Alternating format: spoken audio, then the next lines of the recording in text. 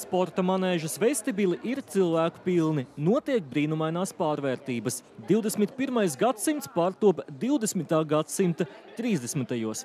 Precīzāk 1935. gada Ženēvā, kura noritēja cīņa par Eiropas basketbola karaļa titulu. Latvijas iedzīvotāji bija lūgti atsaukties masu skatu filmēšanai, lai atveidotu skatītājus, tehnisko personālu, fotogrāfus un citus personāžus. Pieteicās daudzi.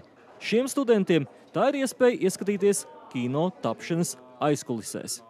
Kāpēc gan ne sestdienā, svētdienā? Brīva diena. Var jau. Visi tērpi un it īpaši frizūras.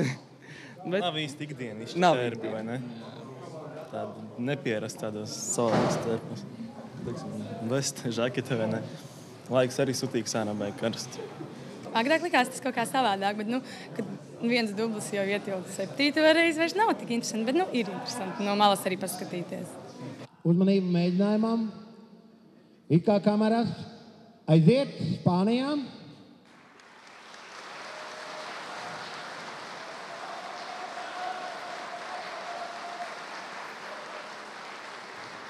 Epizodes Rīgas sporta manēžā ir viens no filmas centrālajiem notikumiem – kulminācija, lielais fināls Latvija pret Spāniju. Ir grūti rekonstruēt, cik enerģiski un detalizēti tolaik notika spēļu komentēšana. LNT sporta ziņu moderators Jānis Straubergs mēģina iejusties Šveices radiofona komentētāja amploā. Pats basketbols pa sevi lēnāks tajā laikā nebija tik daudz spēka spēles, bet tas jau nenozīmē, ka līdz ar to komentārs lēnāks, jo ciņas spraigums jau no tā nemainās. Šis man patīk. Tas ir šūrs, vecais labais šūrs. Viņš varētu tikt škotāt tādu.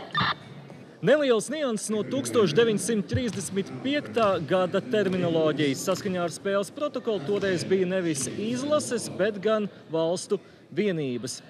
Nebija Eiropas čempionāts, bet gan meistarsacīkstes.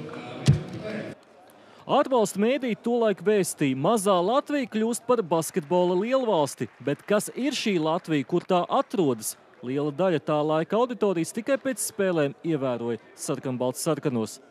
Plānots, ka filma par pirmajiem Eiropas meistarsacīkšķu uzvarētājiem tiks pabeigta šā gada rudenī. Ivo Jurkāns, Aivars Baltmanis, LNT.